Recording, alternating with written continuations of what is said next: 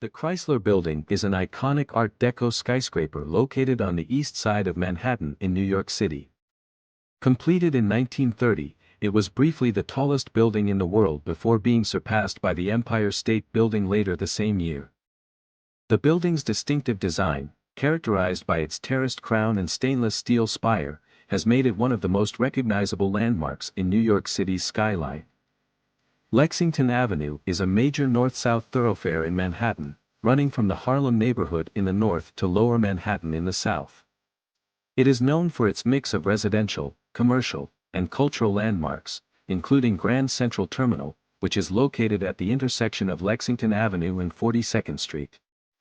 The avenue is also home to numerous shops, restaurants, and office buildings, making it a bustling and vibrant part of New York City.